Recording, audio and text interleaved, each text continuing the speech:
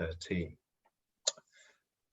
We've got a great panel this evening, diverse set of opinions, people from different backgrounds and different perspectives from across British politics. We have Polly Toynbee, who is a columnist at The Guardian and was previously social affairs editor at the BBC. She's written numerous books, most recently The Lost Decade 2010 to 2020 and What Lies Ahead for Britain, and that's written with David Walker. We also have Simon Hanna, who is a writer, an active trade unionist and a member of the Labour Party. His book, A Party with Socialists in It, A History of the Labour Left, was published in 2018. And more recently, he has a book, Can't Pay, Won't Pay, The Fight to Stop the Poll Tax. We also have with us Patrick Diamond, who is a senior lecturer in public policy at Queen Mary, University of London. He is chair of the think tank Policy Network, and previously he held a number of senior posts in British central government between 2000 and 2010, including head of policy planning in 10 Downing Street. Also on the panel this evening is Pauline Hadaway, who has recently completed her PhD at the University of Manchester, assessing the relationship between the arts, the state and civil society in Northern Ireland. Pauline has published widely, and she is also co-founder and convener of the Liverpool Salon. Lastly, Kevin Bean is a fellow of the Institute of Irish Studies at the University of Liverpool. Kevin has written on Irish politics and the peace process in a variety of magazines, newspapers and books, as well as contributing to radio and television discussions on these issues. So I think a really stellar lineup for this evening's discussions. Now, in terms of the running order, I think the first half of this evening will be for the panelists. Each panelist will speak for 5 minutes or so on the question, which is our title subheading, is Callaghan an underrated Prime Minister? We're then going to open up the evening to the audience, and this will give you the opportunity to ask questions and to make comments. Now, in order for the questions and comments to run smoothly, as Pauline said earlier, I think the best way to do this is either to post the questions in the chat. Alternatively, you can use the raise hand function, or you can message me directly, again through the Zoom chat. And this should just keep a smooth running order and make sure that everyone can be heard. We don't have people speaking over one another, and so on. The delights of doing online meetings. So that's the running order. First half will be the panelists, second half, open it up to the audience, and then I'll do my best to keep everything in order. I'm not sure I'll deal quite as well as Jim Callaghan could with the heckling, but if there is any heckling, I will do my best. So, with that in mind, I'm going to pass over to Kev, who will say more about the book and the importance and the lessons that we can learn from James Callaghan. Okay, thank you, Jasper. Thank you everyone for coming. It's great to see so many people present at this. It shows the level of interest that there is in Jim Callaghan personally and in that period in which he was Prime Minister. And can I start as well by thanking Jasper, who has been a brilliant editor of the book with me. So thank you for all the hard work that you've put into this as well. But I sometimes do an exercise with my undergraduate students where I start by asking them who are the successful or the unsuccessful prime ministers, the strong or the weak. And most of them would cite Blair and Thatcher on the basis that they won most elections, they had large parliamentary majorities, they were able to implement their legislation. But I think Jim Callaghan is very much an underrated Prime Minister. So we set the book up so it'd be more of a discussion debate, as with the panel tonight, which is why there's the question mark on the subtitle. But personally, I think Jim was very much an underrated Prime Minister. In order to assess Prime Ministers effectively, you've got to look at the context within which they operated. So Jim had a very poor economic inheritance. He lacked a parliamentary majority, a very divided cabinet, and a very divided parliamentary party. And within that context, was able to hold the government together through very divisive episodes like the IMF crisis in the autumn of 1976. It's very often forgotten now, but the context looked very different in 77, 78. But once there was the winter of discontent and the failure to introduce devolution and the 79 election defeat, commentators were very quick to criticise Jim Callaghan's premiership. It started almost immediately. Jim became Prime Minister with a book by Christopher Hitchens and Peter Kellner that was very damning of Jim Callaghan. And then after the 79 defeat, the Labour left argued that the Callaghan government had betrayed the manifesto commitments. Those who formed the SDP wanted to show that the previous Labour government had failed. And then later on, New Labour, in an attempt to show how different it was from old Labour, was also very dismissive of Callaghan's record. But there has been a gradual reappraisal of the Callaghan period, notably with Ken Morgan's biography. And certainly this book is an attempt to replace the significance of Ken Morgan's biography, but to add to it through an analysis, rather than a biography, an analysis of his premiership, taking into account much more the context within which he governed, and looking at a full range of policy issues, looking at some of the things that went well, some of the things that didn't. But I think overall, Callaghan's premiership deserves to be reappraised. It is much better than a lot of standard narratives of that period would suggest. That's not to say that there weren't mistakes, and the two that are usually cited are the failure to call the election in the autumn of 78. And with hindsight, it's difficult to argue against that, but it does require quite a bit of hindsight to make that argument, I think. But of course, once the winter of discontent had occurred, then the chances of re-election look very slim. But despite that, Jim still managed to claw back the Labour deficit in the opinion polls. He still far outrated Margaret Thatcher when people were asked who would make the best Prime Minister. So I think that was arguably the key event.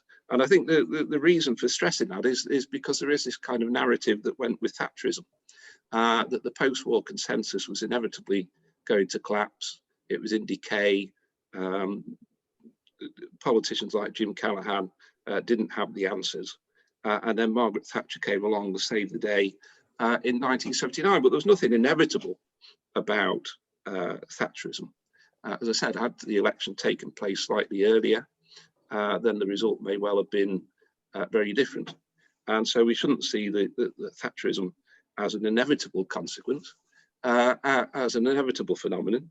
And we shouldn't see the collapse of post-war social democracy as inevitable either. And I think the one final point that I wanted to make was that Jim was Prime Minister at a critical time in British history, when there was this shift from social democracy to neoliberalism. And the book is published at a time when perhaps finally that Thatcherite agenda is finally shifting and giving way to a new agenda. If you look at current issues which face the country, then they do call into question the belief that the market or the private sector is always best. We do look to government to give us direction at these times. And so perhaps there is once again, a shift in the tectonic plates away from neoliberalism to something more resembling social democracy once again. Jasper. Thank you, Kev. I'm now going to move on to our panelists. Firstly, I would like to come to Polly Toynbee. So Polly, was James Callaghan an underrated Prime Minister?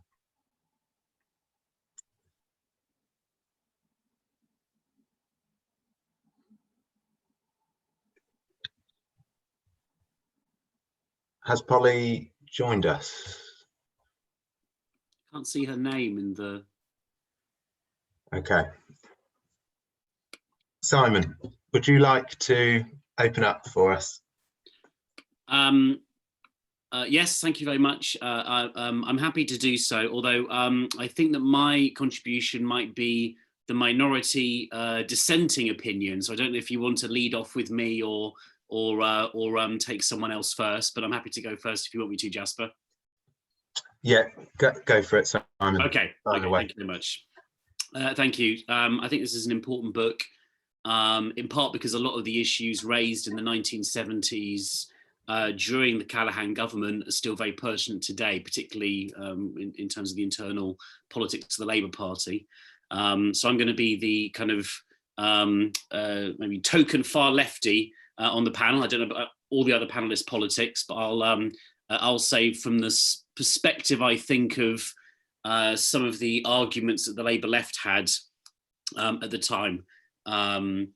So in answer to the question of was James Callaghan an underrated Prime Minister, I think, I mean, in a way, he's rated reasonably fairly if you consider him to be the last social democratic Prime Minister the UK's had.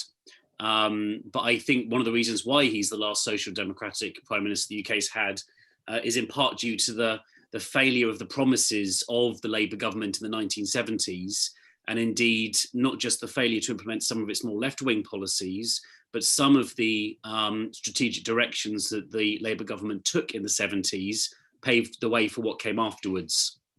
So obviously by the last Social Democrat Prime Minister, I mean that Callaghan was a traditional Labour man. The kind of Social Democrat strategy which he and Labour were pursuing was one of managing capitalism, especially in a period of crisis, and trying to balance competing class interests between workers and bosses in the national interest. After 79, Labour has only won an election under Tony Blair, and I would argue that Blairism was not a form of social democracy, but was a new kind of evolution of aspects of Labour's politics towards social liberalism. So I think Callaghan had the misfortune of being a Social Democrat Prime Minister in a time of unparalleled economic turbulence, both nationally and internationally. It's hard to manage capitalism when capitalism is kind of a bucking bronco trying to throw its rider off.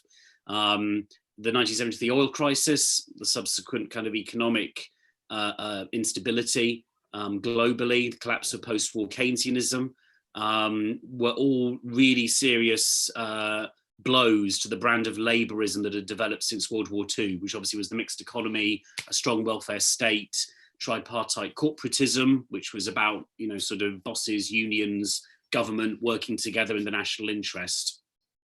All of that was beginning to unravel. And I agree with Kevin that, you know, none of this was inevitable, but it certainly was an expression of quite fundamental contradictions and antagonisms that I think have been building up really since the 1950s, and and British capitalism had to move in some direction or another.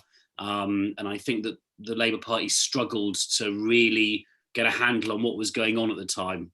And I think there was also some policies, for instance, Callaghan's policies around Northern Ireland, which were quite reactionary, actually, and really contributed ultimately to more serious problems. I mean, Callaghan sending in the SAS, torture of IRA suspects, which Amnesty International condemned.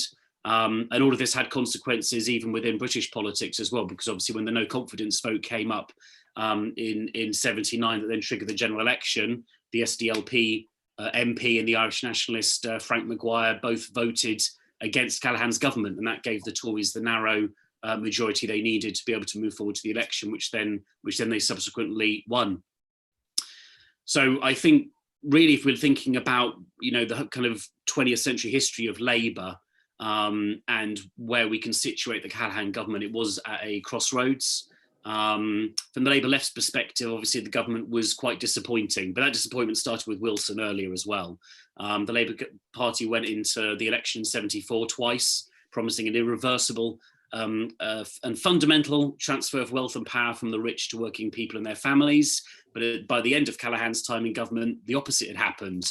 And indeed, the wage restraint, which was imposed as part of the social contract, meant that for a lot of working people, their standard of living declined for a lot of the 1970s, which of course is then what led to the strike wave at the end, which is popularly known as the winter of discontent. I think we'd have to question the proto-monetarist budgets of Dennis Healey. Did that contribute to what subsequently became Thatcherism? The IMF loan that was agreed, was that short-sighted? The kind of arguments and debates against the Labour left that went on at the time, did that demoralise a whole layer of party activists, which contributed to a sluggish performance in some areas in the late 1970s? So I think in that sense, Callaghan's kind of government from the perspective of the Labour left, it was one of missed opportunities in terms of the radical policies that had been promised, but also a government which attacked workers in a period in which really what was needed was a united front of the Labour Party and the unions to try and resolve the problem. And I don't mean things like the social contract. I mean something a bit more radical, something that could really challenge the way that the British society was heading at the time. So I think obviously Callaghan was, it was a mistake not to call the election in '78. He was obviously hoping for an upturn in his electoral fortunes, which never came. So I'll just conclude on that remark. I think the book is very welcome. We need more discussion on history and the legacy of Labour in government, the debates between the left and right of the party. And hopefully we can try and learn some of the lessons as well. So thank you very much. Excellent. Thank you, Simon. And lots of interesting themes there that I'm sure people will pick up, and it will lead to more discussion later on this evening. So thank you. I'm now going to pass on to Patrick. So Patrick, what are your thoughts on James Callaghan and his premiership? Well, good evening, everybody, and it's a real pleasure to be with you. Before I talk about the substantive question that frames our discussion this evening, let me just say a word of congratulations to Kevin and Jasper, because I should say that as a fellow political scientist working in academia, I think you deserve congratulations for producing a book that people might actually want to read. Not all us political scientists produce books that are avidly read. I've read this book from cover to cover. I really enjoyed it. I thought it was just a really interesting collection of essays that blend personal reflection, observations about the nature of politics in the era when Jim Callaghan was a senior politician. Also lots of very interesting material on policy, which, as Simon was just saying, I think sheds light on the nature of those decades in terms of the politics and policy-making challenges and constraints of that time. Let me just say a few words on the question, Jasper, before I hand over, because I'm sure lots of people want to come in with comments. I think before saying whether I think he was an underrated Prime Minister, and by the way, the answer to the question, as far as I'm concerned, is yes, but before getting into why I think whether he was underrated, I think it's worth asking why he was underrated. And coming on from what Kevin was saying a moment ago, I think that one of the reasons why Callaghan's reputation is in some respects, or was quite negative in the Labour Party of the 1980s and 1990s, was because in different respects, the Labour Party kind of moved away from Jim Callaghan's political legacy. I think that was partly to do with the way that the modernisers saw the world, as Kevin was saying, because there was a tendency to frame the Callaghan-Wilson period as the period of old Labour. And because it represented, as far as the modernisers were concerned, high public expenditure, higher taxes, the winter of discontent, the perceived economic crises of the 1970s, then there was certainly, I think, a concerted attempt to distance New Labour from the Callaghan period. So I do think that's an important and pertinent point that we should not forget. But of course, it wasn't just the modernisers. I think the so-called soft left, who played a key role in driving the Kinnock modernisation project in the 1980s and 1990s, also had a somewhat critical view, not necessarily of Callaghan personally, but of his politics. He was perceived perhaps as somewhat old-fashioned. They regarded him as out of touch, perhaps to some degree, with the new social movements that were changing both the Labour Party and society, perhaps as lacking new ideas to some degree, as standing for a certain kind of small c conservatism, as the book itself represents, or the book discusses. And of course, another grouping in the party who had once at least some of whom may have been aligned with Callaghan, who of course moved away, was the Social Democratic Party members and activists who left the Labour Party to form the SDP in 1981. So I think for different reasons, there are different strands of thinking and identity in the party who during the 80s and 90s move away, and that leaves Callaghan looking like a somewhat isolated figure, or at least a figure whose political legacy does not chime with those strands of thinking and identity in the party. So I think that helps to explain, or at least it offers some explanation for why he is underrated in the way that he is. Coming on to the question itself, I do think he's underrated, and let me just mention a couple of reasons why. Firstly, I think that part of the reason why Jim Callaghan is so negatively perceived is because of a particular conception of the 1970s. And I think that as historians, or as political historians, we do have to interrogate that conception, because the notion that the 1970s was just a period of untrammeled economic and political crisis is, I think, misleading, and historians have begun to revisit this question. Of course, that's not to, in a sense, minimize the fact that in the 1970s, Britain did endure some very significant problems. One could hardly ignore that fact. But at the same time, there was actually some concerted progress in a number of different areas of society. The opening up of new freedoms, advances in areas like anti-discrimination legislation, the emergence of new forms of feminism and so on, which I think, casts some doubt on whether this negative perception of the 1970s is perhaps as justified as is sometimes assumed. And I think, as has been said, we could also argue that the Labour government performed much more credibly than is often assumed, given the very real difficulties that it faced by the late 1970s. So I think the work that historians are doing to shed light on the nature of the 1970s is also important in terms of revising our view of Jim Callaghan. Another point I would just make quickly is that I think the view of Callaghan as somehow anti-intellectual, or not a serious thinker, or just a trade union dinosaur, is also, in my view, unjustified. Because if you look at the relatively brief time he was in office, actually, there was a lot of important and interesting and forward thinking going on around the Callaghan administration, some of it led by him, some of it led by other ministers. In my view, one of the really excellent chapters in the book is Jane Martin's chapter on education. And I think her discussion of the significance of the Ruskin speech is important, and it marks, in a sense, the fact that under Callaghan's leadership, Labour was beginning to think very seriously about the nature of education, the need for an education revolution going beyond just the creation of comprehensive schools. Lots of interesting thinking about education policy. There was also, as the book records, lots of new thinking about devolution. There was a focus on the need for participation in communities and neighbourhoods. I think if you look at what was going on in the Number 10 policy unit at the time, and David Lipsey's essay records this to some extent, actually, under Bernard Donohue's leadership, there was a lot of energetic thinking going on around the Callaghan administration about policy. So I don't in any sense mean to belittle the fact that there were major problems that the Callaghan administration encountered. There were, of course, some failures.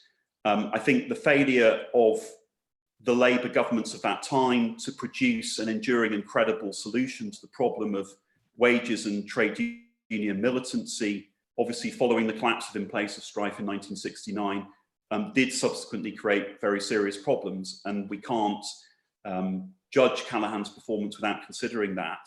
But as I say, I think that the image of Callaghan, as it was subsequently developed and as solidified in the 80s and 90s on the British left, is in many ways unfair. And therefore, I think this book does a very important job in reconsidering Jim Callaghan's significance, both as a Prime Minister as a leader of the Labour Party and as a politician on the British left in the post-war period. I'll leave it there.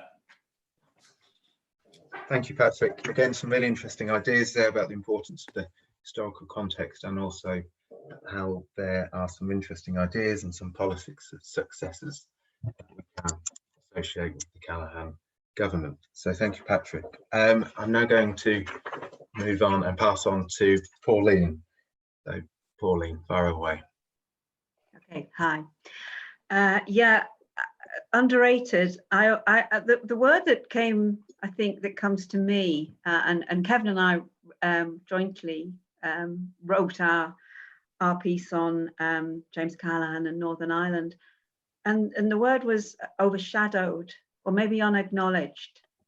And I think overshadowed in terms of his immediate legacy by the reputation and the focus on Roy Mason, who, with his reputation as a sort of hardline unionist Secretary of State, the architect of the disastrous criminalisation and Ulsterisation policies that Simon talked about. And I think also by the apparent successes of later political settlements after John Major's 1993 Downing Street Declaration, followed by Tony Blair's 1998 Good Friday Agreement. And these kind of draw our attention a great deal as sort of significant moments in British-Irish relations. But I think that I was delighted really to discover James Callaghan as someone really who is much more real and much more substantial. And I think he's important for a number of reasons. And I think the first one for me actually, which was the length of his involvement with British policy in Northern Ireland. And we bookended our chapter with two important speeches, which were delivered at two very important historical moments. And the first was the speech that he made in Derry in the early years of the Troubles, and he delivered it from a first floor window in the Bogside, and it was very much addressed to the Catholics, I think, of the Bogside. And he pledged that Labour would right historical wrongs and would address the inequalities and the injustice that people had suffered. And then the second historical bookend in our chapter really is the 1981 speech that James Callaghan made to the House of Commons during the debate on the renewal of the Emergency Powers Act. And this was at a time really, I think, when the contradictions in the union between Britain and Northern Ireland were really exposed. It was the year of the hunger strikes and a really brutal stalemate between all the protagonists. And it's a really interesting speech. And I'd like to thank Kevin Hickson there. He drew our attention to it. Because James Callaghan questions Britain's capacity to play a positive role in Northern Ireland. And he does this in a way that isn't in the least bit, it's not a sort of cynical way, it's actually a kind of very reflective way of reconsidering the failures of his own government and successive British governments to actually deliver reforms and a settlement in Ireland. And I think that it prefigures as well, of course, the Downing Street Declaration of 1993, no strategic or selfish role in Northern Ireland. So I think what I found as a revelation to me, I mean, I remember James Callaghan. I was, starting to take an interest in politics when James Callaghan was Prime Minister. But what I found out about him through researching and writing this chapter with Kevin was his ability, I think, to speak honestly and truthfully, And that's something, because my study has really been mostly post-agreement British policy in Ireland, and it's really characterised by ambiguity and by rhetoric and by spin. And there isn't any of that for whatever failings, there isn't that in James Callaghan's approach to Ireland. There's a sort of determination really to drive forward reforms. And I think also what is, I think, very telling is that what his premiership and his attempts to reform and settle Northern Ireland using, I think, British norms and British labourist norms, that integrating the Northern Ireland economy into a kind of British social democratic welfare state model. And there's two really big contradictions, I think, that are very important for today to try and understand what's happening in the current problems that between Britain and Ireland today. And one, I think, what I think is the most striking is the impossibility of delivering positive change without democratic consent.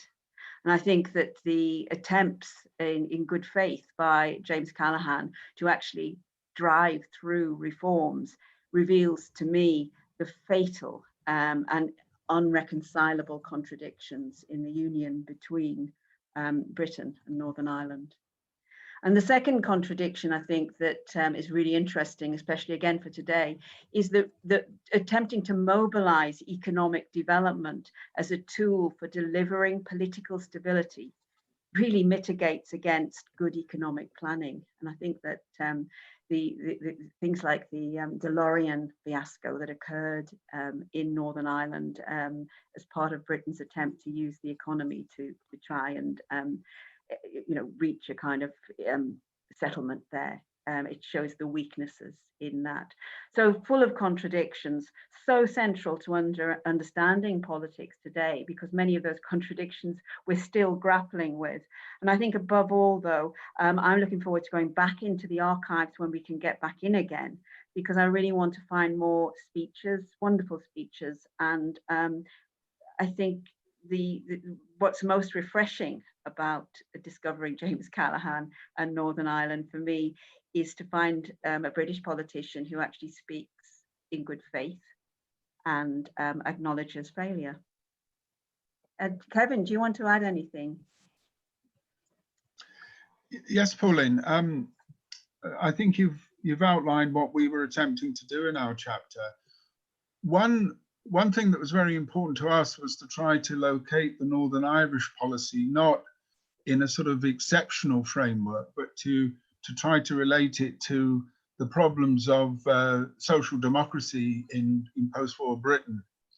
And there's a tremendous tendency, I know this from my own teaching and research and so on, to put Northern Ireland in the exceptional category, to put it in the difficult box. And we were trying to locate, I suppose, the commonalities. And for me, what I would really have liked to explore much further, and I'll talk about some of the difficulties in a moment, was to look, for example, say at the cabinet minutes, and to look at the full range of issues which have come out in the discussion so far, and see how Northern Ireland fitted into them. Because of course, one of the problems for specialists on Irish politics is that you tend to isolate it, and you tend to assume, or it's very easy to assume that Northern Ireland were the main problems of the government.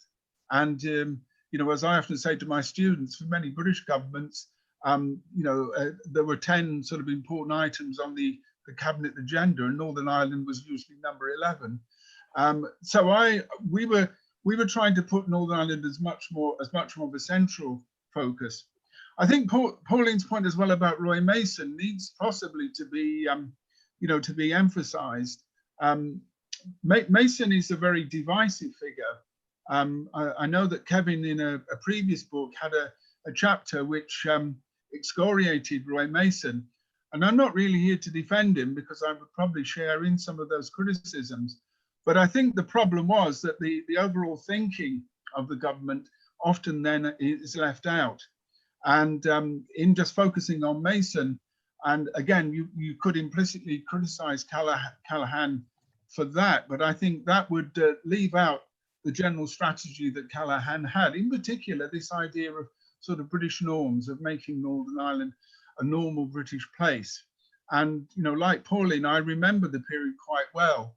And, you know, as a young man, and I remember, for example, the speech in the Bogside, and Jim Callaghan's writings. You know, he was one of the few politicians who seemed to have adopted or taken any time to consider this. So in that way, I think it does deserve a reevaluation. But I think the other problem, and you know, I will be honest in talking about some of the limitations in our work, was of course that our plan originally was to do quite extensive archive work in the months of March and April of this year. And of course, the National Archives and other places weren't available. And we really regretted that, because there's some very interesting traces of position papers, which unfortunately are not available online, and you know, do require looking at. Because I think if we look at that, particularly in the economic and social strategy, we will see areas that deserve re-examination. So for us, it was trying to locate the Northern Irish policy within that wider British framework. Pauline's talked about the problems of that and the crisis of social democracy more widely. And I think Northern Ireland then makes sort of sense in that context. It's also important, I think, that the patterns which are laid down in the 70s, both by the previous Heath government, particularly in the cabinet discussions in 72, are in many ways picked up by Callaghan. And you know, the Thatcher period and the Blair period is often given emphasis. And I think a lot of historical credit or discredit, depending on how you want to view it, is given to those leaders, and the role of earlier leaders in laying down policy frameworks. We all know about Sunningdale for slow learners, but the importance of the economic and social instrument, I think, is often underrated. And it's that which then, I think, leads us very clearly back to the centre of British politics and to the sort of work that, for example, Kevin has done on the IMF crisis and Labour's economic policy. We were trying to see those connections, and I think that's certainly a fruitful area for future discussion. But that's my contribution. Thank you, Pauline and Kevin. The issue of Northern Ireland, and obviously more broadly, issues of sovereignty and the future of the British state, are issues that I'm sure, will discuss in much more detail over the coming months and years, with all the challenges that the British state is going to face. So, range of really interesting opinions from the panel. Before I invite a few more or open up the conversation to the whole audience, I was hoping that Michael Callaghan would make a comment and give us some insight into his father.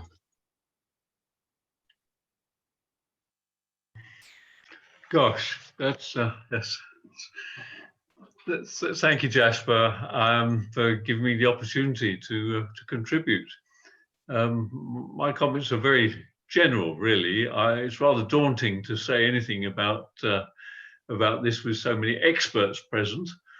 But I can say, firstly, how impressed I was with reading the book, with the depth of the knowledge of the contributors. Obviously, when you read their own biographies, you can see why they are so knowledgeable. But such matters as Eric Shaw, noting that Jack Jones and Hugh Scanlon, two giants of the trade union movement at that time, both retired in 1978, which was something which I had only thought was significant, but obviously others have picked up on these issues. Both of them therefore retiring before all the events leading up to the winter of discontent, and were replaced by what were inevitably going to be the lesser figures of Moss Evans and Terry Duffy, and who knows, whether industrial relations may not have got so far out of hand if we'd had Jones and Scanlon in their pomp, if they'd been present either to influence Jim and Dennis Healy or their own members. That might have been a rather different outcome, or just been enough to tip the balance. I was also impressed with the book's approach of stating at the outset that it's what interested me in it anyway was let's state the issues in their context. Put Jim's reputation and the policies of the government in context, and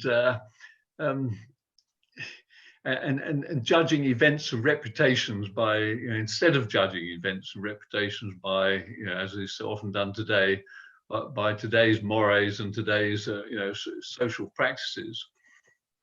And just talking about context, the context that mattered most, I guess, as everybody here will appreciate, was of course the economic context.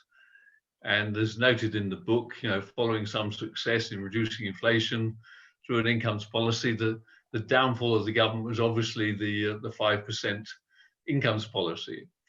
And just by the way, David Lipsey would have much more to say on this than I ever would know, but the whole question of the 1978 possible general election is I think rather overrated, that there was a real possibility there of winning and winning in any way significantly. I know that my father did his own calculations, constituency by constituency, going through the numbers and say, well, how are we going to do here? How are we going to do there? Quite apart from all the information that he was getting from Mori at the time. So anyway, that's rather a sideline. But as noted in the book, following those successes on inflation through incomes policy, the 5% incomes policy was that which obviously created the downfall of the government. There's no doubt this is just absolutely the central feature. And he said to me, and no doubt to many others or several others, I let the nation down. A very telling phrase. He really thought that, he recognized that this had gone wrong. Well, you could say, how else could he do? But that was interesting to me. On the upside, as Philip Norton, Lord Philip Norton comments, the great overarching success. Again, I'm talking so broadly here, but if you'll forgive me, it was in my mind in keeping the minority Labour government in place and getting its measures, or largely getting its measures. And this, if I may blow my father's trumpet for him, required, political skills of the very highest degree. And I also have a question about the book, which I think some people did answer a little bit today, was what are the lessons from this re-examination of Jim's government for a future Labour government? I know Dominic Sandbrook had a bit of a go at this at the end of his chapter, right at the end of the book. But it'd be interesting to hear, if you like, an extension of what has been discussed in the book, to say, well, pull out the lessons. I can think of some myself, but I think that would be, a very useful development. And one final comment, if I may, just really on the basis of today's news. My father and I had a conversation about the EEC, as it was in those days, and he'd given me a detailed paper to read, which had been prepared by the Cambridge economist Robert Neild. And Jim distilled the choices very succinctly, I thought. He said, of course, if you're not in, you're out. And that was kind of his sort of comment on these things. Anyway, Jasper, thank you very much for allowing me those few general points. No, thank you, Michael. That was wonderful. And thank you for giving us a question to discuss. I'm also going to invite Lord Dubs to speak. Well, thank you. I feel I haven't read the book yet, but thank you very much indeed for inviting me to take part. I'm not an expert on this. I just have a couple of points I'd like to make. When I was first elected in '79, I happened to be sitting next to Jim in the chamber, and we got to know each other and we chatted. And I asked him why he hadn't gone in the autumn of '78, and he said he was absolutely convinced he would have lost. Now, that may have been an error of judgment on his part, but in good faith, he couldn't have expected the winter to turn out as it was. And one can speculate what would have happened if he had gone in the autumn. I think he would have won, because the fact that he pulled it back so well after the winter of discontent is a sign there was an awful lot going for him, and he had a lot of political strength. So I think he was a very unlucky Prime Minister. But that's my take on the election. The other point is about Northern Ireland, where I had some involvement. I'd love to sit down and talk to you some more, Pauline, sometime. I think probably one of the mistakes Jim made was to appoint Roy Mason to be Secretary of State for Northern Ireland. I think it was a disaster. He was one-sided. He was totally on the side of the Unionists. When I got there, when I went there on occasions on parliamentary visits in the early 80s, the Unionists thought Roy Mason was the best thing since sliced bread, and the Nationalists were totally disenchanted. And my last comment is simply this. Whether anything could have been done about it, even if Mo Mowlam, for whom I have enormously high regard, if it had been possible for a Mo Mowlam to be Secretary of State for Northern Ireland at the time, even then, I don't think it would have happened. I think there was a time to deal with Northern Ireland. It was either a lot earlier, or it was when Tony Blair did it. I think between the two, it was probably impossibly difficult. But I still believe, if I can repeat it, I think Roy Mason was a mistaken appointment. I don't think Jim made many mistakes, but that was one of them. Thank you. Thank you, Lord Dubs. And Wyn Grant, I've also put on the spot to give us a few words. So Wyn. Well, when Jim Callaghan came into office, he was presented with this overview paper by the Cabinet Secretary, and a lot of that, of course, was about the economy. And in essence, the message was that he faced a miserable prospect. There was no easy way ahead. So whoever had, I think, come into office at that time, they would have faced a very difficult situation. What he did do, I think, was handle with consummate political skill the whole business of the IMF loan. I think that comes out of the chapter on the cabinet as well as my chapter, that he managed to deal with these various people in the cabinet who were opposed to what was proposed. He also managed, I think, to deal with the IMF quite well, and he was able to either by having bilateral talks with these people or in cabinet itself to gradually remove their objections and come to a reasonable deal on that, although in some ways there was no need for this kind of IMF intervention, but of course we didn't know that at the time. And after that, of course, there was a recovery in the economy, but unfortunately that recovery, even before the winter of discontent, didn't really bring, I think, the political dividend that it deserved. And of course one of the problems here was, as has been said already, the question of incomes policy and the rather unrealistic 5% policy. If they'd gone for, say, a single figures policy, they would have probably had a better chance of making it stick. I think the other main point I would want to make is in terms of context. I think there were some big changes going on in British economy and society, which required a policy response, but the policy response wasn't very easy to design or implement. One of those changes was the shift from a manufacturing economy to a services economy. That meant that lots of people in manufacturing were losing their jobs, and the kinds of skills they had couldn't be applied very easily in the service economy. So there was that big shift. The other shift I think was taking place was the start of what we now call globalization. The General Agreement on Tariffs and Trade was reducing tariff barriers, and these were having a big effect on British manufacturing industry, which in many ways, was producing rather low value-added products, and there had been an inadequate investment over many decades, and that was coming home to roost as these tariff barriers were removed. So there was this very difficult, I think, structural context as well, which the government had to deal with. So, I mean, I think the situation he faced was very difficult, and he did, quite well actually in dealing with these very difficult circumstances and piloting the country through that rather difficult period in its history. Okay, so thank you.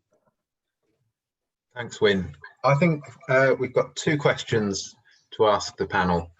So firstly, what are the lessons for future Labour government? So what can we learn from Callaghan and his premiership?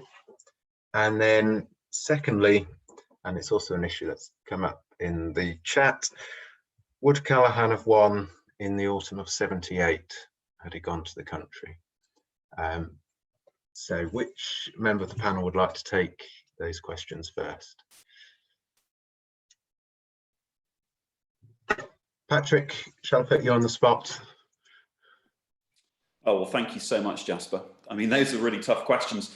On the 1978 election question, I mean, there are many people in the audience who are much better equipped than I am to provide an authoritative response to that question. The only small point I would throw in is that there was a very striking survey published just after the 1979 election, I think edited or written by Ivor Crewe, which looked at the fundamental reasons why Labour had been defeated in 1979. And one of the observations it throws up is just how discontented traditional working class voters have become with the Labour Party by the late 1970s. I mean, some of that clearly relates to the points that Wyn Grant was just making about the difficulty the Labour government faced of negotiating major structural changes to the economy. But it also related, I think, to perceived antagonisms towards the legacy of nationalisation and public ownership. And also a feeling perhaps that Labour was overly paternalistic, that the post-war settlement was perhaps not delivering in ways that some working class voters either wanted or expected. Now, I'm not saying that those perceptions were correct, but I'm just saying that it's striking to me in reading those surveys how difficult Labour's position was, and therefore it would seem to me at least that election timing could be something of a secondary factor. I think that Labour just had a very serious problem by that point that was always going to be difficult. I mean, Jim Callaghan's task was almost impossible. Just very quickly on the question of lessons, which Michael Callaghan just posed, a really fascinating, interesting question. I would just throw in this very quickly, Jasper, which is to say that, and this theme really comes up very clearly in the book, what Jim Callaghan clearly did have was a capacity to understand how a social democratic project had to fuse together political radicalism with a recognition of the importance of small c conservatism for many Labour voters. And I think that relates to issues obviously around migration, immigration policy. It certainly relates to the question of Europe and sovereignty. It relates to the future of the United Kingdom as a political entity. It relates also, I think, to the pace of change, which comes back again to the issue of economics. So I think that it's not necessarily a very direct political lesson that you can pick up and apply in contemporary circumstances. But for me, that aspect of Callaghan's political legacy of understanding the need to balance radicalism with small c conservatism is very important. I think it's an issue the Labour Party needs to think about as it tries to renew itself politically in the current era. Super, thanks, Patrick. Pauline, Yeah. what are your thoughts? Yeah. I think in terms of the question of, I suppose it's a question of if you can intervene in history, or if you make a different decision, or could it bring about, could Britain or could history have moved in a different direction? And I think that, when you look closely at the problems that Callaghan's government is grappling with, it's pretty clear that that these currents and these events that are happening and are sort of flowing together now are part of something much bigger, and bigger changes that are taking place in society in Britain and all over the world. And so, how much can an individual decision really turn the tide? There are such enormous changes occurring. And I think, the 70s was a tumultuous time, as someone has said. And we're seeing the same thing today. There's all sorts of massive changes taking place, and we're kind of running after them and trying to understand them. and decisions that are made, what ifs, are interesting questions. But I think when you're in the midst of this kind of change, it has its own dynamic, and I think that the lessons then to learn from that, really, the lesson I thought that I learned, that I think that the Callaghan in Northern Ireland said to me, is the impossibility for politicians to deliver change, radical reforms and positive change without democratic consent.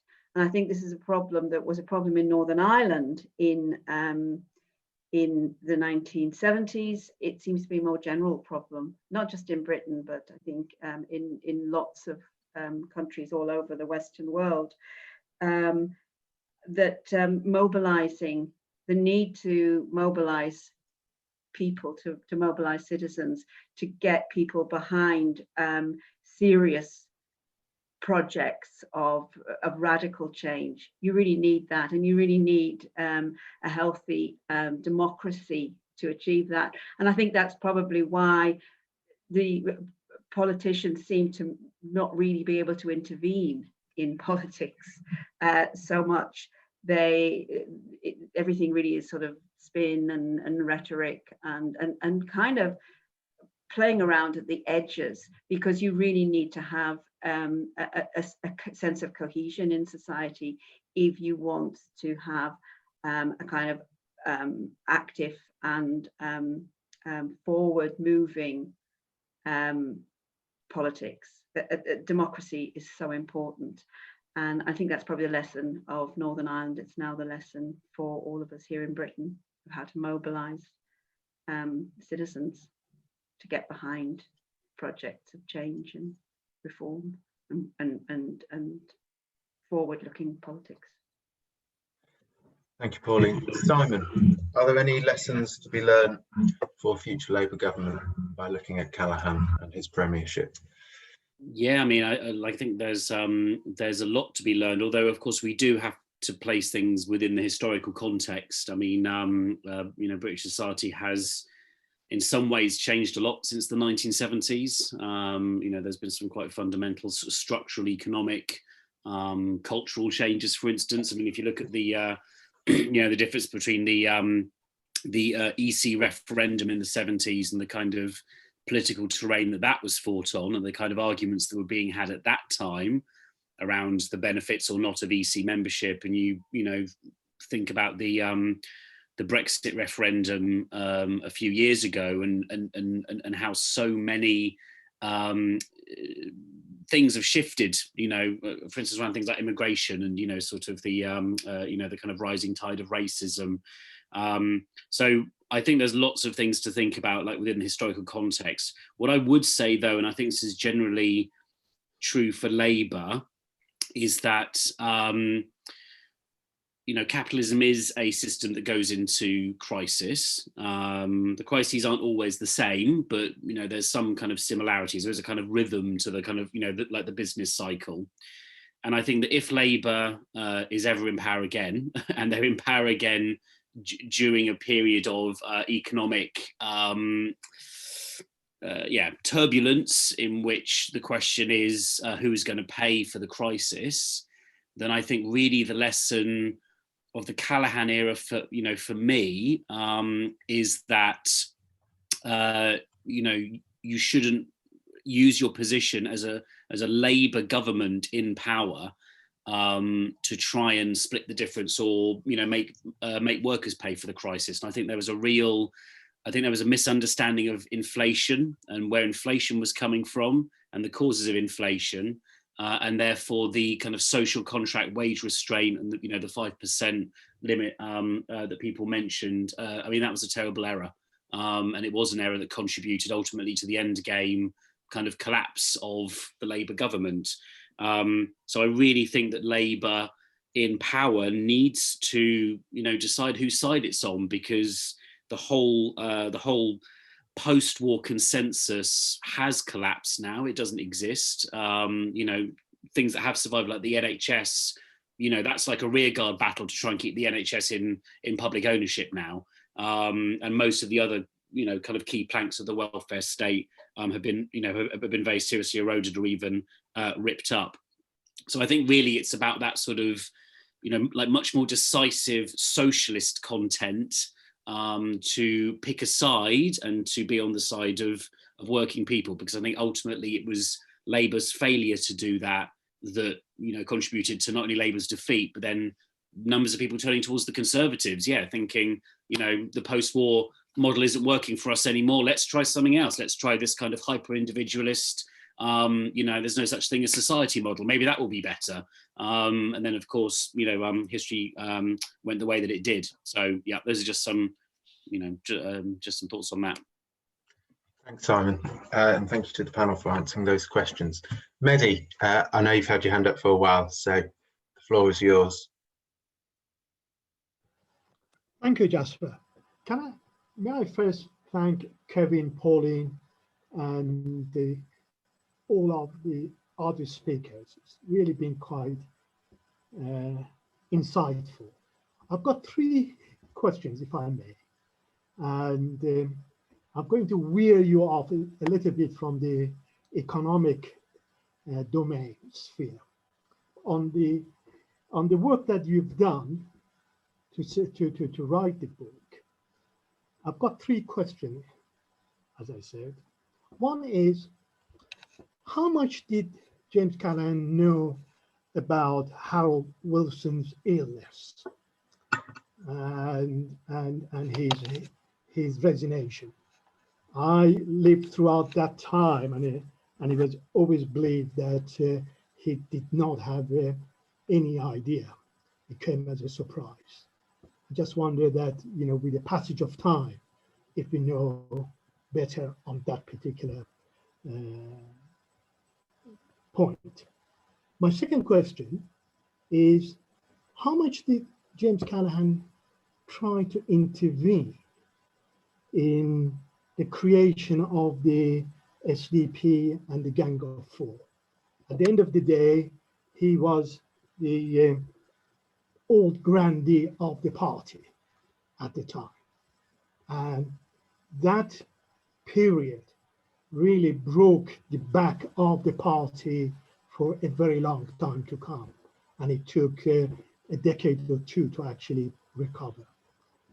And my third question is, what was James Callaghan's relationship with Michael Foot? Did he actually help or hinder Michael's ascension to the leader of the party? Thank you. Thank you, Mehdi. And also, Mark Garnett would like to say a few words, and then we'll put these questions back to the panel.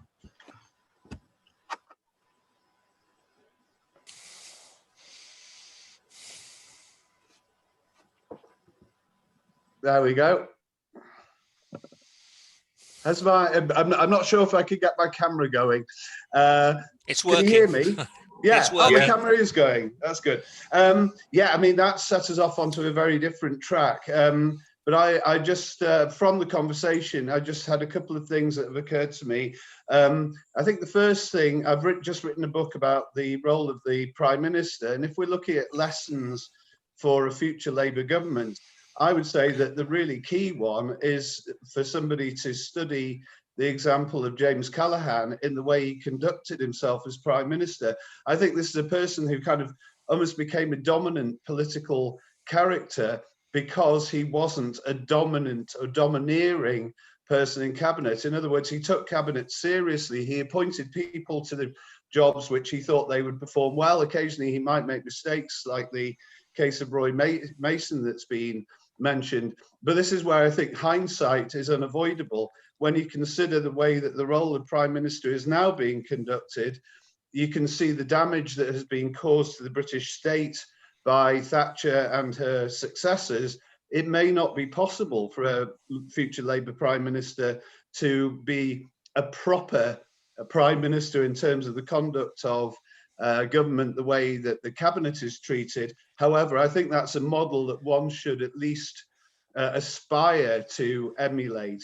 And you know, it does make one rather nostalgic for the days before the state was hollowed out, and before the Prime Minister became so obsessed with the cult of personality or whatever, that you could be something like a first among equals type of Prime Minister. I would say he was the last of his kind, but I hope that he isn't the last of his kind.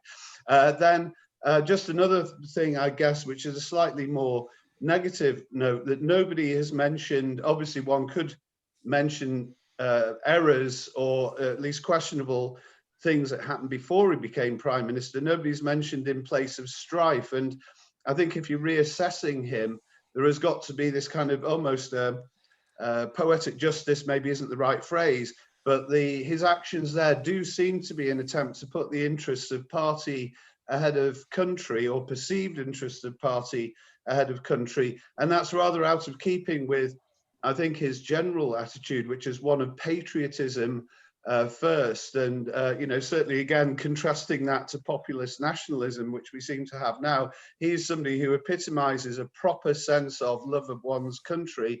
In this case, I think he probably slipped up. And then the other one would be in the midst of the IMF crisis, when, or admittedly in a speech written for him by somebody else, he seemed to cast the blame for Britain's economic problems on a particular approach to economic policy.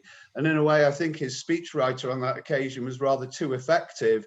And it seems to me that it looks anyway as if this is a Prime Minister trying to blame an approach rather than a government, to shirk responsibility and to perhaps cast odium on an approach to economic policy, which certainly deserved a much better fate than to be trashed at a party conference in that way.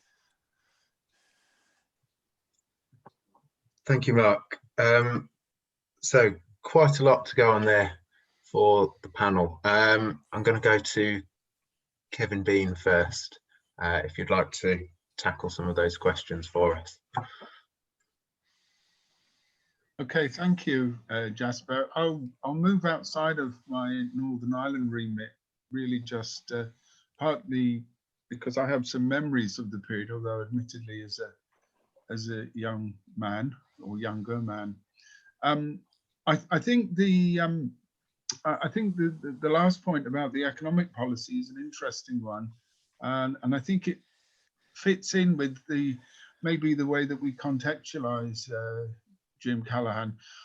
I recall certainly in that period a lot of questioning about the whole idea of the post-war settlement, and it seemed to me, both from memory but also from subsequent reading, that that a sort of sense of, you know, the impetus of that settlement had run out, and in many ways, if we want to think of this in in personal terms, that the sort of world that had made Jim Callaghan as a young man, then as a political and a trade union activist, was starting to sort of, its basic foundations were starting to shift.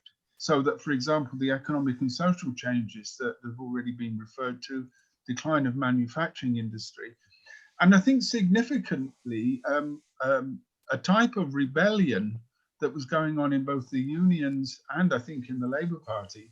I mean, I remember some very stormy meetings in that period, and in some ways, I think you have the sense that there was a sort of generational shift.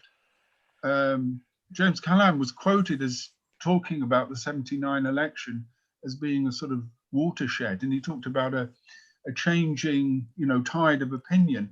And I know that's the sort of thing the historians love, because '79, you can make it the turning point. It's a good way of bookending things and so on. But I do think that post-war settlement was coming to an end. It was under threat, not only from Margaret Thatcher, who, in many ways was a much less confident politician, much less sure what she was going to do. I mean, many of the things that she implemented were not announced in the manifesto. There were a series of indecisions in that early period. So it was under threat from the right, but it was also under threat from the left. And it was also under threat from what I remember, James Callaghan called our people, and I sort of grew up in that milieu. And, you know, I was very well aware that quite solid Labour voters, trade union activists were turning against the sort of approach. They were either moving quite far to the left, or they were starting to become sort of apathetic or skeptical. And none of them would, for example, have voted for the Conservatives. But they were certainly the certainties of that post-war world. You know, and the IMF crisis was very important in that, because the response to it, in particular, the idea of the nation pulling together, which had worked, I think, in 45, you know, failed to work. You know, the idea that we must all do this for the national interest. So I'm sorry for the sort of personal response to that, but I think that there was clearly a set of challenges, and I think when historians talk about those challenges, they're actually quite right. You know, I think that the tragedy, in a sense, was the world that had both made Jim Callaghan and he in turn had made as a politician was coming under challenge, and nobody, I think, at that stage, you know, much less Mrs. Thatcher. Mrs. Thatcher, I think, didn't really know what she was going to do in many senses. You know, she was much more of a pragmatic politician. And I think there is something of an ideological vacuum which a number of people tried to fill, which in some ways does make it very similar to today. Old certainties, I think, were under challenge. It was a case of what was going to take its place. Thank you, Kevin. Would any of the other panelists like to tackle the questions we've just had? So there was 3 from Mehdi about Wilson's resignation, Callaghan's thoughts on the SDP, the Gang of Four, and then his relationship with Michael Foot. And then more broadly, there's some questions in the chat about In Place of Strife, which of course an issue raised by Polly Toynbee in her chapter. I'll just say something briefly if I can. Am I? Yes, you're all good. Yeah, yeah, thanks. Just very briefly, really, because there were a few questions in the chat about the relationship of economic planning and politics, if you like, or policy. And I think that, you know, going back to Northern Ireland, Callaghan and Northern Ireland, I think what is interesting in that context is the way that economic planning became so politicized and became a form of managing political conflict. And I think that maybe is something that is maybe became a very a recurring problem in British politics, that if there's a problem, you can either solve it by you know, an economic instrument, or you use economic policy to manage the fallout from various crises that are occurring. And I think that the Northern Ireland context shows very clearly this context of using it in the 70s. The economic instrument in Northern Ireland shows very clearly how using economic instruments to try and build political stability actually destabilizes good economic planning. And I think that British politics has probably been cursed by this, this use of economic planning by politicians to come up with policy solutions to all sorts of extraneous problems. And Sheila, you mentioned these things now called the knowledge economy and the cultural economy. These aren't real. This is not really serious economic planning. This is a form of a kind of politicizing of economic strategy in order to meet or to deal with political problems. And I think that really was clear in the weaknesses in Northern Ireland that we were looking at. And I mentioned before, the DeLorean was one of many where politicians found themselves then, instead of actually making hard political decisions and confronting the real problems that were facing industry and wages and workforces at that time, the big economic problems, actually trying to sort of get around them and come up with kind of back to the future solutions to everything, headline grabbing solutions. And in doing so, really, get embroiled in all sorts of, as we're seeing today, get embroiled in all sorts of really dodgy kind of people like DeLorean who turn up with these quick fixes, and they're not really sound and solid economic plans, that they're headline grabbers. Thanks, Pauline. Patrick. Well, just very quickly on 2 points.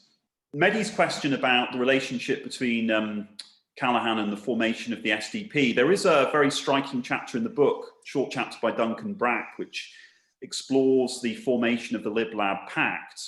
And Brack cites Tom McNally, who at the time was Callaghan's political secretary, but who, of course, went on to become a founding member of the SDP.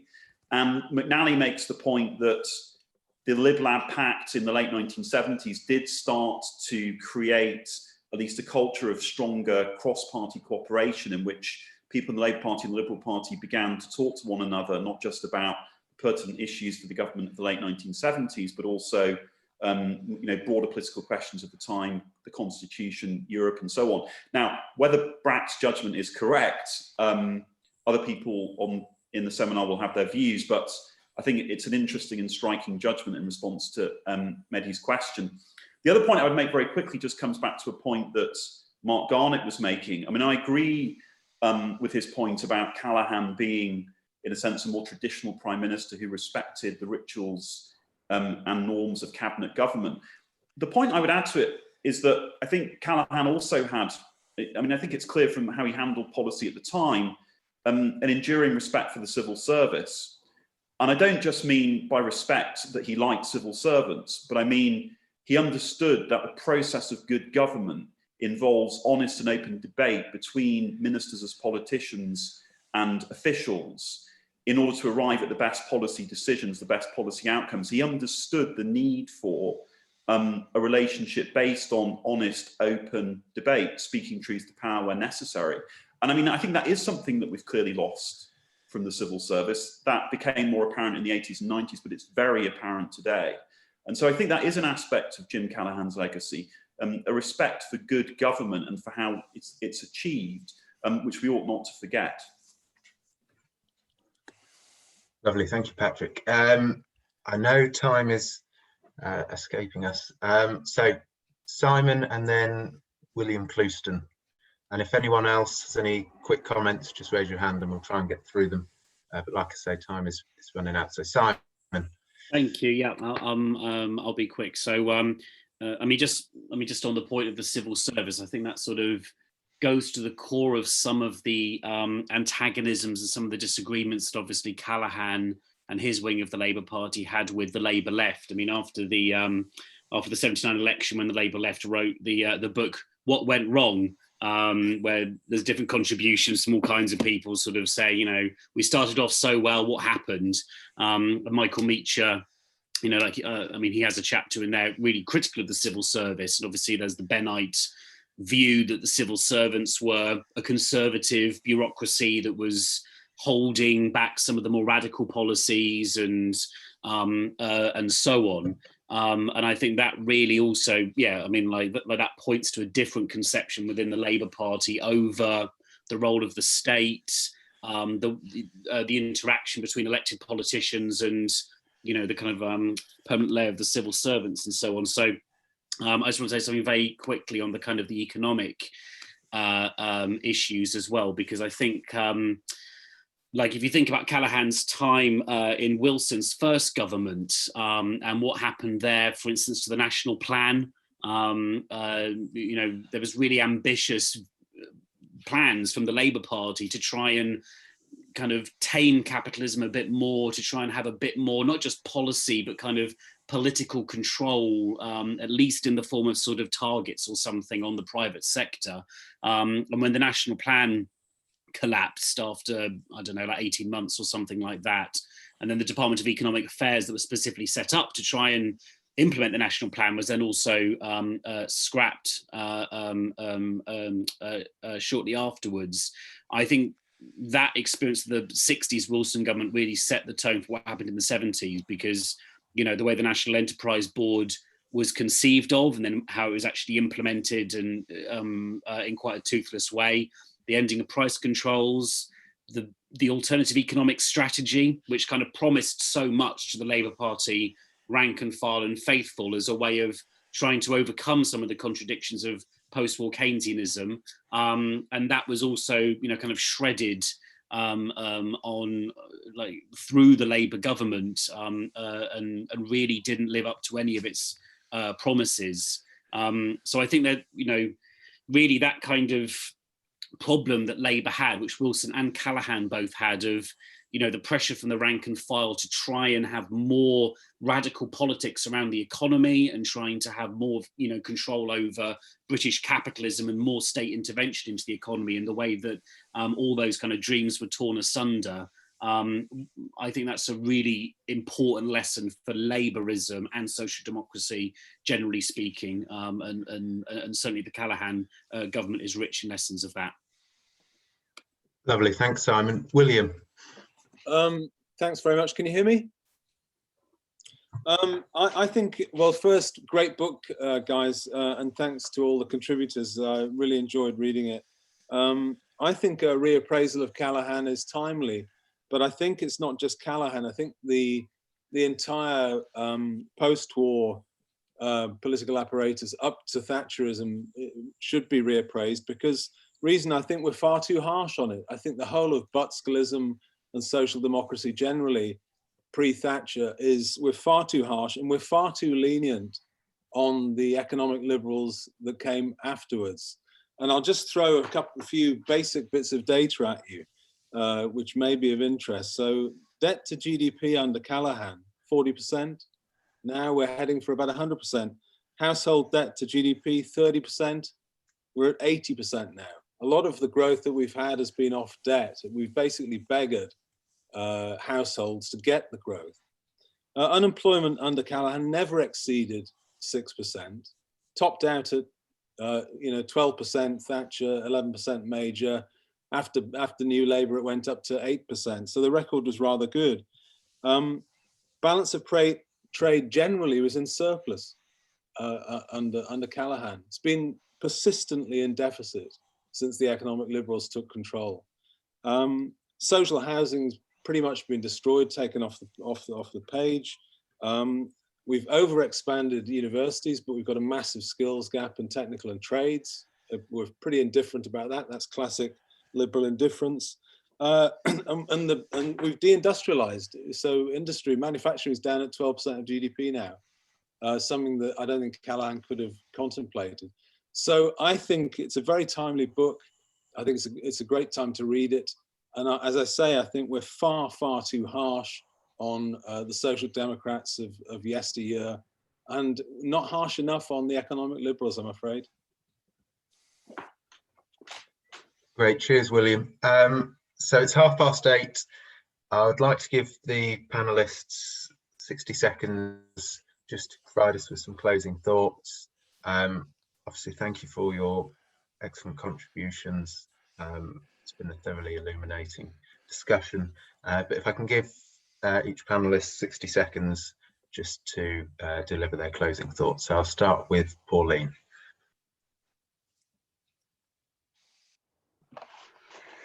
Yeah, I think my closing thoughts really would be to first of all to say how much I've enjoyed the discussion and how much I'm enjoying the book. I'm still reading through it all, and I think what's important about this discussion and this book has been to actually take a longer view, take a longer perspective on problems that we are grappling with today.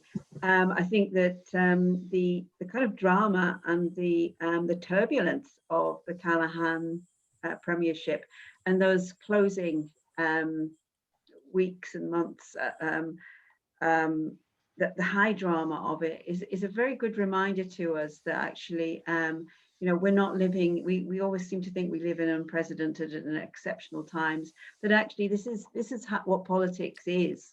It is constantly changing situations and people attempting to take control and to push things in different directions. That's how it should be. And I do think I would agree with what William said, that I think that in reviewing the Callaghan and the Social Democrat of that era and preceding era, I think we should perhaps also discover what is really look at the attempts and the determination that people had to actually change things, and look more harshly on what followed, which is really about kind of managing decline in many ways, and I think also this doctrine of there is no alternative, which followed, and I think that we've reached the end of the road with that, and perhaps are moving back into a more turbulent time, and I welcome that. Brilliant, thank you, Pauline. Simon. Thank you very much. I was actually born in 1981, so I'm a child of the Thatcher generation. I didn't even get the pleasure of the end of the kind of social democratic era in that sense. But I think it's been a very good discussion, and there's lots of very interesting points been made around Callaghan and the Labour Party in the 1970s. What I would say, I think that, I think that if you wanted to be very critical about it, and I appreciate there's lots of people on the call and also contributors to the book, who've got kind of a more like subtle view on it, or maybe a more nuanced view on it. But I would say, I think that some of the policies and strategic direction that Callaghan's government implemented in the 70s, did contribute to then what became Thatcherism, in a similar way to some of the policies of the Blair era also contributed to what the coalition government and then the Tory government after that managed to implement. So I think, really, we have to sort of try and have a historical long view on the post-war era and the role of social democracy, and also why it ended up in the way that it did. And is it possible to go back to it? Because I think a lot of social democracy, a lot of the gains of social democracy was based on the post-war boom, was based on post-war planning. And with both of those things gone, we have to wonder, is it possible to even go back to that kind of mixed economy post-war consensus? And if so, what's the route to it? Because, as I said, Labour hasn't won an election with those kind of policies since 1974. So I guess that raises quite profound questions. Yes, so two very important questions to leave us with there, Simon, about Labour's electoral fortune and how do we fund social democracy. Patrick. Well, look, I think it's been a really, for me anyway, an insightful and really illuminating discussion with lots of really fascinating contributions from different voices who knew Jim Callaghan personally, through to those who, like myself, who clearly neither knew him personally and was in fact barely alive when he was Prime Minister. What this discussion at least shows to me is that there is a lot to be gained by entering into a serious reevaluation of this period. I think the period of social democracy from the mid-1940s at the end of the Second World War through to the late 1970s has been looked at by historians obviously very closely in many different ways, but I think there's a lot still to be said about that period and a lot to be understood. I think in some ways the transition that occurs in 1979 is not as well understood as we might expect and needs to be more thoroughly interrogated. I thought a lot of the points that William was making a few moments ago were really interesting on that point. It always strikes me that in the longitudinal surveys of happiness that economists conduct, the year in which the British people were apparently at their happiest was 1976, which was the year that Jim Callaghan became Prime Minister. And of course, one of the reasons for that was because actually there was, in terms of income inequality, in terms of many features of economic performance, and indeed social policy as well, there were many gains. But I think just to finish, what Kevin Beam was saying earlier on, to me, is also very important and insightful about not just understanding the economic dimensions of the post-war settlement, but also the social and the cultural dimensions of it. And the sense in which I think in many working class communities, there was a sense of frustration with the way in which the social democratic post-war consensus had turned out. And, you know, we have, someone's just posted in the chat, it was the hottest summer in 1976. Of course, I'm sure that was also a significant factor.